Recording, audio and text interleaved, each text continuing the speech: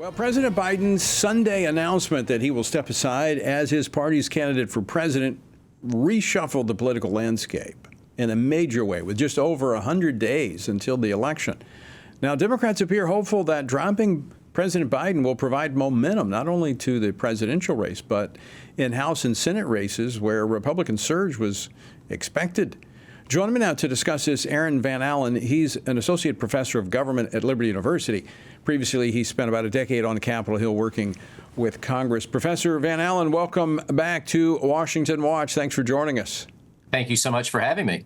So let's talk about the political landscape. A lot has happened in the last month. Disastrous debate, an attempted assassination of a presidential candidate.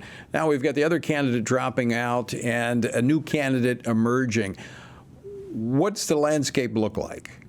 It's a completely unprecedented landscape at this point. For the first time since 1968, March 1968, to say that is the last time that we've had a presidential candidate that has actually dropped out or stated that they're not going to be running for re-election. And that was obviously with Lyndon B. Johnson and the health concerns, but also the highly unpopular stances that he was taking from the Vietnam era. So number one, it's an unprecedented time in our country.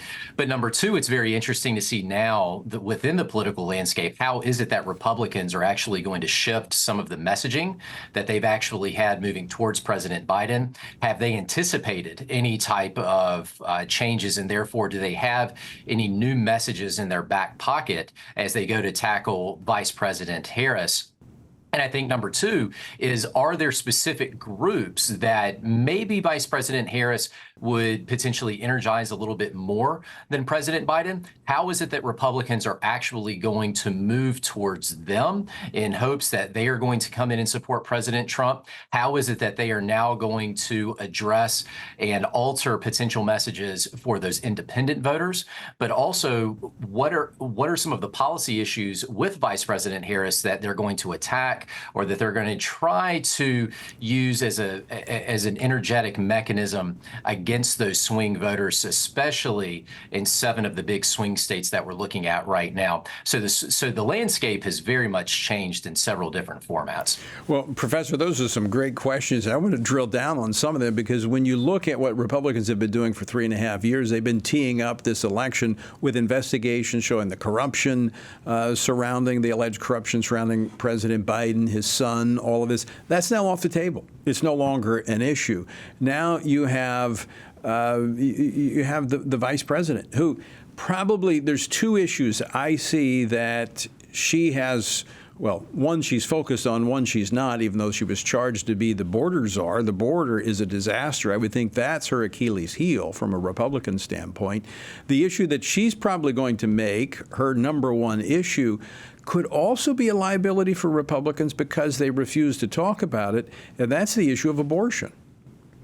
You took the words right out of my mouth. Number one, the immigration issue is one that the White House, you saw very early on in the White House's, or excuse me, right after the time that Biden and Harris took control of the White House, is that Vice President Harris had a few speaking debacles when it came to the border itself. She had stated on national television that she had been to the border, that they had been to the border. She was quickly corrected in stating, well, you haven't been to the border. And she said, well, no, but we're going to go. And you saw quickly thereafter that the White House actually pulled her away from discussing anything with regards to immigration, and that President Biden and other Democratic leaders within Congress, especially Chuck Schumer and the House Minority Leader Hakeem Jeffries, they've attempted to lead in on that conversation. And it is one that Republicans are going to lean into in showing that she has been completely ineffective in that regard. And they're going to use that as a means to sway voters, particularly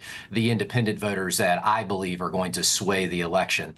The second item that you have seen and that you mentioned was Vice President Harris continuously speaking about the issue of abortion. And she has very much and consistently over the course of her career moved to the left of President Biden when it comes to the abortion issue. So this is something that she is going to bring to the forefront of the political landscape and in the political conversation, because she knows that Republicans have been hesitant to pick up that conversation after the Dobbs decision. So Republicans will need to come up with a strategy of how it is that they can can actually discuss the issue while not dissuading too many Gen Z voters, but also how is it that they're going to play again to those independent voters as well. But nonetheless, right after President Biden had stated he was going to drop out of the election, the first thought I had was that abortion is now very much on the table moving forward for the remainder of this cycle. Yeah, and you can't win a debate if you won't talk about the subject matter, and that's what we saw in 2022 in the midterm elections, and I think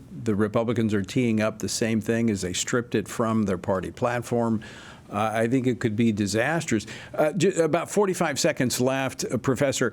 How does this affect the down ballot races? It's a good question, and that's something that you actually saw Hakeem Jeffries and Chuck Schumer.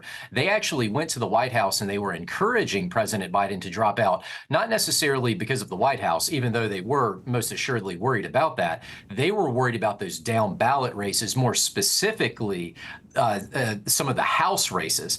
Democrats very much want to take back the House of Representatives. I think right now they see that the Senate, while some people would say it's a toss-up, I think that Republicans still have the momentum moving forward there. But the House of Representatives is very much at the forefront of their mind. And so they're wanting, they firmly believe that Vice President Harris will give them a better opportunity to do that. Very interesting. Well, we look forward to having more conversations with you, Professor, as we move closer toward the election.